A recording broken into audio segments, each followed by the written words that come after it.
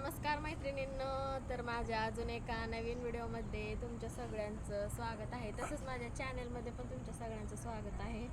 तर ना आता आम्ही आलो आहे माहिती का इथं नीरा नरसिंगपूर.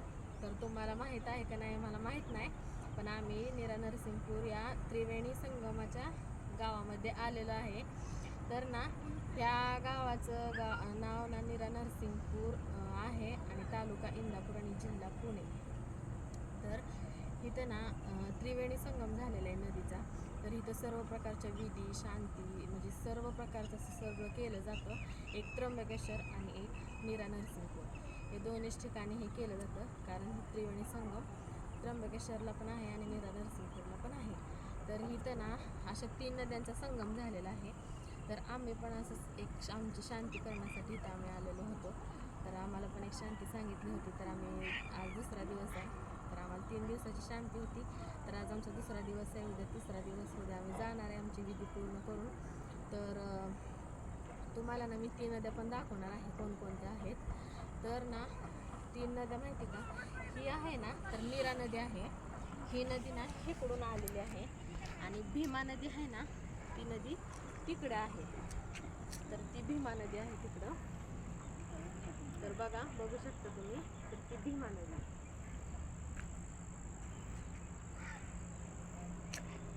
तर ह्या 2 नद्या झालेल्या आहेत, ही नीरा आणि तिकडची तुम्हाला दाखवलेली भीमा नदी.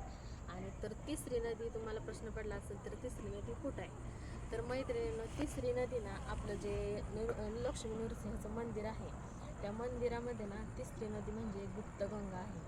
तर ती गुप्तगंगा ना ती मंदिराच्या शिखरातून ना थेंब थेंब पाणी पडतं, ती तिसरी नदी आहे. त्याला म्हणजे ह्या 2 नद्या आणि ती मंदिराच्या शिखरातून जी गुप्तगंगा आहे ना तिला गुप्तगंगा असं म्हणलं जातं. तर त्या नदीचं त्या शिखरातून ना थेंब थेंब पाणी पडतं ना ती तिसरी नदी, म्हणजे असे 3 नद्याचा संगम झालेला इथं. तर ना हे मंदिर असं पाण्यामध्येच आहे. 2 नद्याच्या मध्यभागी लक्ष्मी नरसिंहाचं मंदिर आहे. तर आपले महाराष्ट्राचे जे आधीचे मुख्यमंत्री होते देवेंद्र फडणवीस, तर त्यांचं हे कुलदैवत आहे. तर ते दरवर्षी ना इथं कुलदैवताच्या पाया पडायला येतात.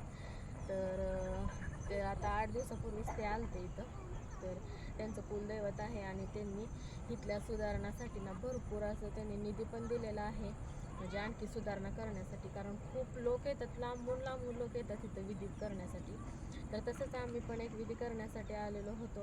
तर मंदिर अतिशय इतकं मस्त मंदिर आहे ना, पूर्ण कोरीव ह्याने दगडात मंदिर आहे. तर मंदिरात इतकं भारी वाटतं आणि रोज मंदिरात प्रसाद असतो, तर जेवण वगैरे असतं आणि इथं भरपूर असे विधी करणारे पण आहेत. तर तुम्हाला पण असं कोण विधी वगैरे काय असेल तर माझ्याकडे कॉन्टॅक्ट नंबर आहे, करायचा असेल तर मी कॉन्टॅक्ट नंबर पण तुम्हाला देऊ शकते, जर तुम्ही तशी कमेंट करा. तर इथं येऊन खरंच खूप भारी वाटायला लागले, कारण विधी पण झाली आणि आम्हाला 3 दिवस ना एन्जॉय पण झालं. तर इतकं मस्त फोटो वगैरे असं काढायला, भरपूर पाणी हिरवं इतकं भारी वाटतंय ना, खरंच खूप छान वाटतंय. आणि त्यांचं 3 दिवसाची राहण्याची खाण्याची पिण्याची सगळी सोय ना ते करतात.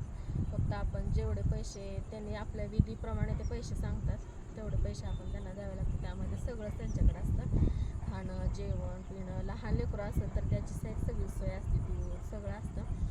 तर इथं पण आमचं आणि मी 7-8 वर्षापूर्वी पण इथं आलती का, तर ना ही विधी माझ्या सासरी सांगितली होती आणि ती आधीची विधी होती ती माझ्या माहेरची होती. तर मी 7-8 वर्षापूर्वी पण लग्नाच्या आधी ना इथं येऊन गेले त्या विधीला. त्यामुळं तर मला इथली पूर्णच ओळख होती. तर त्यामुळं कुठलीच अडचण आली नाही. नंबर पण आमचा आधीचाच होता, आमच्या पप्पांकडनं घेतला मी तो नंबर. तर पप्पांनीच आमच्याला मार्गदर्शन केलं. तर खरंच ती विधी आम्ही पूर्ण आता उद्या आमची विधी पूर्ण होणार आहे. तर चला मग बाय.